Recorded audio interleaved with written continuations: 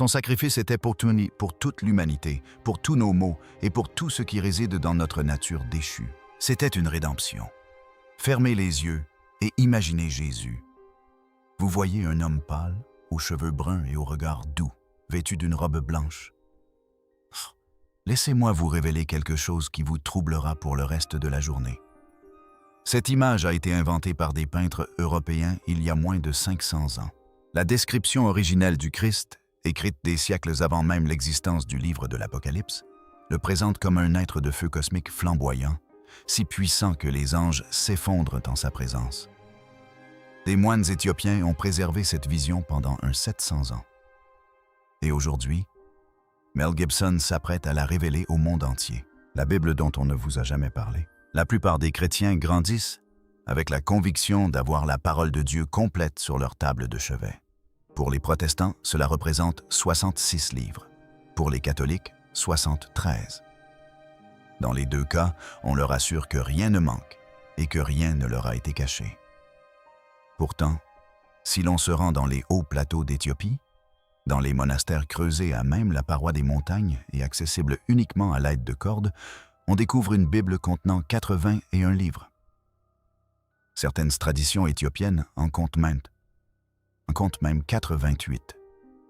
Il ne s'agit pas d'une simple note de bas de page ni d'une divergence mineure entre érudits. C'est une bibliothèque entière d'écritures dont des milliards de chrétiens n'ont jamais entendu parler. Ces livres supplémentaires sont écrits en Kiizez, l'une des plus anciennes langues littéraires chrétiennes au monde, utilisée pour rédiger les Écritures à l'époque où Jérôme traduisait la Vulgate latine au IVe siècle. L'Église orthodoxe éthiopienne Tewahedo fait remonter ses origines au roi Ahana de l'Empire Aksumite, vers 330 après Jésus-Christ. Cela fait de l'Éthiopie l'une des plus anciennes nations chrétiennes au monde. Plus ancienne que l'Angleterre, plus ancienne que la France, plus ancienne que la Russie, plus ancienne que presque tous les pays se réclamant du christianisme aujourd'hui. Parmi les livres que conserve la Bible éthiopienne figurent certains des textes religieux les plus explosifs et controversés de l'histoire de l'humanité. Le livre d'Enoch, le livre des Jubilés, l'Ascension d'Isaïe. 3 livres des Maccabées, sans aucun lien avec les livres occidentaux des Maccabées. Il ne s'agit ni de faux fortuits, ni d'inventions tardives. Ce sont des textes anciens que les premiers chrétiens lisaient, citaient et considéraient comme les Écritures saintes. Les auteurs du Nouveau Testament connaissaient ces livres et y faisaient directement référence. Puis des hommes puissants ont décidé que les croyants ordinaires ne devraient plus jamais être autorisés à les lire. Pourquoi? La réponse va bouleverser tout ce que vous croyez savoir sur Jésus-Christ.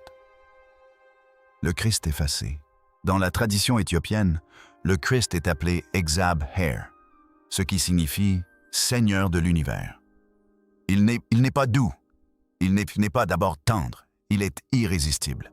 Ses cheveux brillonnent comme des mèches de laine au soleil. Ses yeux flamboient comme un feu emprisonné dans du cristal. Son visage irradie une brillance qui surpasse 1000 soleils, tout en dégageant une paix infinie. Sa voix ne se contente pas de prononcer des mots, elle résonne à travers les dimensions. Les montagnes tremblent lorsqu'il parle. Les oiseaux se fendent au son de ses ordres. Anges et démons obéissent sans réserve dès qu'il ouvre la bouche. Les icônes éthiopiennes représentent le Christ avec une peau sombre et de grands yeux perçants, auréolés de rayons de lumière dorée. Il est à la fois humain et cosmique, accessible et terrifiant, tendre et tout-puissant. Le christianisme occidental vous propose un Jésus qui vous réconforte d'abord et vous interpelle ensuite.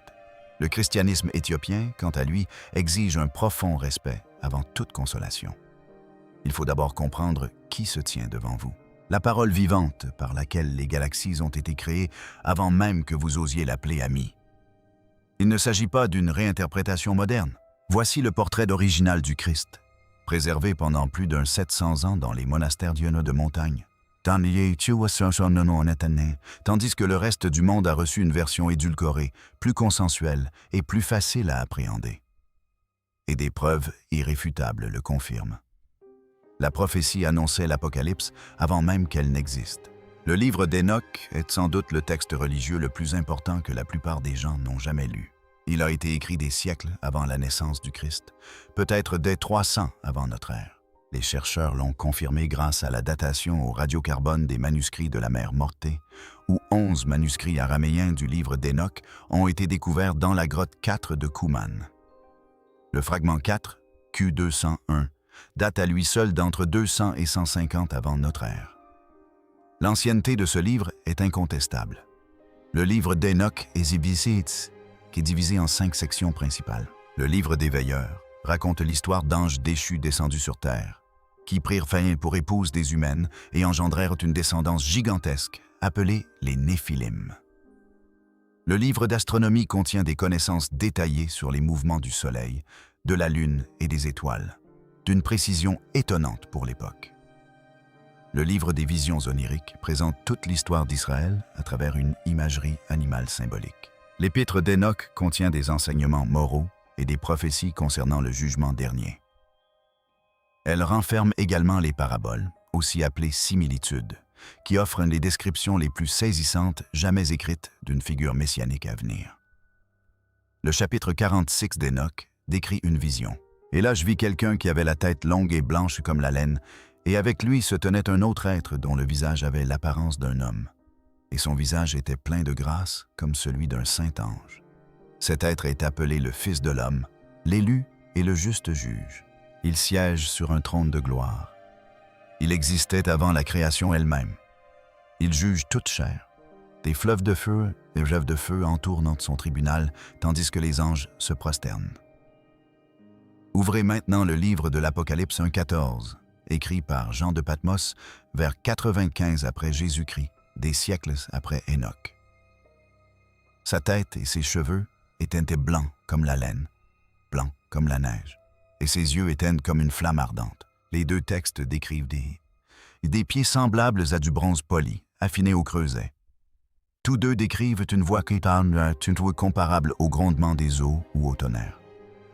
Tous deux décrivent des yeux de feu et un visage irradiant une lumière intense. Les parallèles ne sont pas de vagues similitudes, ils sont presque identiques, mot pour mot. Et voici un fait que la plupart des gens ignorent. L'épître de Jude, présente dans toutes les Bibles chrétiennes, cite directement le livre d'Hénoch. Les versets 14 et 15 de Jude disent « Voici, le Seigneur vient avec des milliers de ses saints pour juger tous les hommes. » Il s'agit d'une citation quasi exacte du premier livre d'Hénoch, chapitre 1, verset 9. Un auteur du Nouveau Testament considérait le livre d'Hénoch comme une prophétie faisant autorité. Des pères de l'Église primitive, comme Tertullien vers 200 après Jésus-Christ, défendaient le livre d'Hénoch comme une écriture sainte. Dès lors, une question cruciale se pose. Si les auteurs du Nouveau Testament considéraient le livre d'Hénoch comme la parole de Dieu, qui a décidé du contraire, et pourquoi nous l'a-t-on retiré? Les 7 cieux et la descente cosmique? Si le livre d'Hénoch est la prophétie perdue la plus importante, alors l'ascension d'Isaïe est peut-être le récit perdu le plus dangereux. Ce texte date de la fin du 1er siècle ou du début du 2e siècle, ce qui le rend contemporain, voire antérieur, à certains livres du Nouveau Testament. Et ce texte décrit un enseignement jamais dispensé à l'Église, aux chrétiens occidentaux. Le prophète Isaïe entreprend un voyage ascendant, guidé à travers 7 royaumes célestes distincts. Chaque ciel constitue une dimension à part, avec ses propres habitants, son propre niveau de gloire divine et ses propres lois d'existence. Dans le 1er ciel, les anges gouvernent les affaires terrestres. Dans le 2e ciel, les astres reçoivent leurs instructions. Le 3e ciel abrite le paradis et l'arbre de vie. À mesure qu'Isaïe s'élève, chaque niveau devient plus magnifique, plus éclatant, plus sublime que le précédent. Lorsqu'il atteint le 6e ciel, Isaïe s'effondre. Il tombe face contre terre devant des êtres dont la gloire est si intense que tout ce qu'il a vu dans les 5 cieux précédents lui paraît désormais comme des ténèbres en comparaison. Et dans ce 6e ciel, il y a quelque chose de remarquable. Il n'y a pas de trône. Tous les anges sont égaux. La hiérarchie qui existe dans les cieux inférieurs disparaît tout simplement. Puis, il pénètre dans le 7e ciel, le lieu où aucune créature ne peut survivre naturellement. Et là, il voit le bien-aimé, une figure d'une puissance rayonnante qui fait paraître tous les anges des cieux inférieurs comme une ombre. La grande gloire, qui est Dieu le Père, est là, l'ange du Saint-Esprit est là. Et entre eux se tient le Christ, se préparant à accomplir un acte qui changera à jamais le cours de l'existence. Il va descendre, mais pas comme vous l'imaginez. Le texte décrit le Christ descendant à travers chacun des 7 cieux et, à chaque niveau, il diminue délibérément sa propre gloire. Au 6e ciel, il prend l'apparence d'un ange de 6e niveau. Ainsi, les êtres qui s'y trouvent ne le reconnaissent pas. Au 5e ciel, il apparaît comme un ange de 5e niveau. Il se diminue sans cesse, franchissant les points de contrôle divin, allant jusqu'à fournir les mots de passe aux portes de chaque royaume. Lorsqu'il traverse le firmament où Satan et ses démons opèrent, il a lui-même pris l'apparence d'un démon afin de pouvoir s'y déplacer sans être détecté. Et lorsqu'il arrive enfin sur terre, né bébé à Bethléem, pas un seul ange dans les cieux inférieurs ne comprend ce qui vient de se produire. Ils voient un nourrisson, un enfant humain sans défense. Ils ignorent donc tout de la présence, dans cette crèche, de l'être le plus puissant du cosmos. Seul Dieu le Père et le Saint-Esprit connaissent la vérité. Il s'agit de la plus grande mission secrète de toute l'histoire de l'existence. Et elle a été consignée par écrit il y a près de 200 ans. Pourquoi ces livres ont-ils été enterrés? Au IVe siècle, l'empereur romain Constantin adopta le christianisme et le transforma d'un mouvement clandestin persécuté en religion officielle de l'empire le plus puissant de la terre. Mais un empire a besoin d'unité. Il a besoin de contrôle. Il a besoin d'un seul message, d'une seule autorité et d'une seule chaîne de commandement. Ce dont elle n'a pas besoin, c'est d'un recueil d'écritures affirmant aux gens ordinaires que le divin réside déjà en eux et qu'ils n'ont pas besoin d'un prêtre pour accéder à Dieu. Le livre d'Enoch prétendait que les révélations divines se faisaient bien par des voyages célestes directs et non par l'intermédiaire d'institutions religieuses autorisées. L'ascension d'Isaïe montrait que chacun pouvait recevoir des visions divines sans permission sacerdotale. Les enseignements éthiopiens sur l'étincelle divine intérieure suggéraient que le salut ne s'obtenait pas par l'intermédiaire de l'Église, mais par un éveil personnel. Réfléchissez à ce que cela signifie pour une institution qui tire profit du contrôle de l'accès à Dieu. Pourquoi payer la dîme si le royaume des cieux est ici déjà en soi? Pourquoi se confesser à un prêtre quand on peut communier directement avec le divin? Pourquoi acheter des indulgences que l'Église médiévale vendait littéralement comme des billets pour sortir du purgatoire, alors que le salut repose sur un éveil intérieur et non sur un paiement extérieur? Le pape Léon Ier X autorisa officiellement la vente d'indulgences en 1515, et des vendeurs professionnels comme Johann Tetzel devinrent célèbres pour cette phrase. Dès que la pièce sonne dans le coffre, l'âme jaillit des sources du purgatoire. Il ne s'agissait pas de spiritualité, mais d'un modèle économique, et les textes éthiopiens menaçaient de le détruire à la source. Aussi, en 363, le concile de Laodicée décréta-t-il que seuls les livres canoniques pouvaient en être lus dans les églises, et le livre d'Enoch n'y figurait pas. En 367, Athanase d'Alexandrie publia sa célèbre 39e lettre festale, contenant la première liste exhaustive des 27 livres du Nouveau Testament que nous utilisons aujourd'hui. Des textes comme l'Ascension d'Isaïe furent classés comme apocryphes. Jérôme, en traduisant sa Vulgate latine vers 405 après Jésus-Christ, travailla délibérément à partir de l'Ancien Testament hébreu plutôt que de la Septante grecque, ce qui réduisit d'autant plus le corpus de textes utilisé par les premiers chrétiens. Mais à des milliers de kilomètres au sud, un groupe de moines ignorait tout de ces événements. Ces moines qui sauvèrent tout, lorsque l'expansion islamique déferla sur l'Afrique du Nord et le Moyen-Orient au 7e siècle, elle coupa les routes commerciales méditerranéennes qui reliaient l'Éthiopie au reste du monde chrétien. L'Éthiopie devint une île, un royaume chrétien cerné de toutes parts pétassé par des territoires bacheliers musulmans, coupé des conciles, des débats, des manœuvres politiques et des autodafés qui remodelaient le christianisme en Europe. Aussi, les moines éthiopiens continuèrent-ils simplement à faire ce qu'ils avaient toujours fait? Recopier leurs écritures une à une, y compris les livres que Rome avait jetés. Le processus était extraordinaire. Chaque manuscrit nécessitait des mois de travail. Assis dans de minuscules pièces appelées scriptorums, éclairées seulement par des lampes à huile, Les moines traçaient minutieusement chaque caractère de l'écriture gaze à l'aide de calamais en bambou. Ils préparaient eux-mêmes leurs encres à partir de carbone et d'extraits de plantes. Ils confectionnaient leurs propres parchemins à partir de peaux de chèvre qu'ils grattaient et tendaient à la main. Ce travail acharné leur causa des problèmes de vue au fil des ans et leur força la colonne vertébrale de façon permanente. Mais ils l'ont fait avec joie, car ils croyaient préserver la parole même de Dieu. La preuve de leur dévouement est stupéfiante. Les évangiles de Jerima, conservés au monastère d'Abaïma dans la région du Tigré en Éthiopie, ont été datés au carbone 14 par l'université d'Oxford entre 380 et 660 après Jésus-Christ. Cela les place parmi les plus anciens manuscrits chrétiens illustrés au monde. Ils contiennent 670 pages, réparties en 2 volumes, richement illustrés en couleurs de scènes de la vie du Christ et conservés dans un état quasi parfait depuis plus d'un 500 ans. Ces manuscrits n'ont jamais quitté le monastère. Lorsque les équipes de conservation sont arrivées pour aider à les restaurer, elles ont dû escalader la paroi rocheuse et installer leur matériel dans la cour, car les moines ne voulaient bien pas que les livres soient déplacés. En novembre 2020, lors du conflit dans la région de Tyra, des moines du monastère ont physiquement caché les évangiles de Jérima aux soldats érythréens pour empêcher leur destruction. Ils ont risqué leur vie pour protéger des manuscrits que leurs prédécesseurs gardaient gardés depuis plus d'un millénaire et demi. On estime aujourd'hui à plus de 500 zéros le nombre de manuscrits conservés dans les églises et monastères éthiopiens. Le projet de microfilmage des manuscrits éthiopiens a permis de microfilmer 238 manuscrits entre 1973 et 1994. Le musée et la bibliothèque de manuscrits de Hill ont depuis numérisé plus de 486 zéro-pages de manuscrits. Chaque nouvelle découverte confirme la même vérité. L'Éthiopie a préservé ce que le reste du monde chrétien était invité à oublier.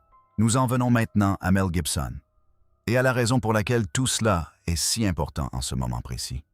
Mel Gibson est le retour du Christ originel.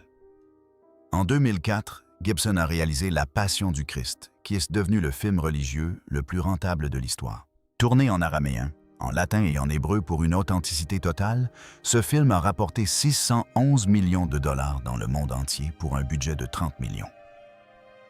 Il a détenu le record du film classé R, le plus lucratif aux États-Unis, pendant 20 années consécutives. Ce fut un véritable séisme culturel qui prouva que le public avait soif d'une vision authentique et sans compromis de l'histoire chrétienne. Mais Gibson disait toujours que la Passion ne représentait que la moitié de l'histoire. Depuis plus de 20 ans, il travaille sur une suite intitulée, désormais, La résurrection du Christ. Et ce qu'il a décrit à propos de ce film semble tout droit sorti des Écritures éthiopiennes. Lors de son passage dans l'émission The Joe Rogan Experience, le 10 janvier 2025, Gibson a exposé sa vision du film. Il a mentionné avoir 2 scénarios, l'un structuré et conventionnel. L'autre expérience, qu'il qualifiait de trip sous acide, consistait, selon ses explications, à pénétrer dans d'autres dimensions. On se retrouve en enfer, témoin de la chute des anges. Il décrivait des royaumes immenses se disputant les âmes de l'humanité. Il affirmait que le récit ne serait pas linéaire et qu'il s'étendrait de la chute des anges jusqu'à la mort du dernier apôtre. Ce n'est pas un film de Pâques traditionnel. C'est l'ascension d'Isaïe projetée sur un écran IMAX. Les détails de la production confirment le sérieux de ce projet. La résurrection du Christ est désormais confirmée comme un film en 2 parties, distribué par Lionsgate. La première partie sortira le 26 mars 2027, vendredi saint. La seconde sortira 40 jours plus tard, le 6 mai 2027, jour de l'Ascension. Le budget total est estimé entre 20 et 250 millions de dollars.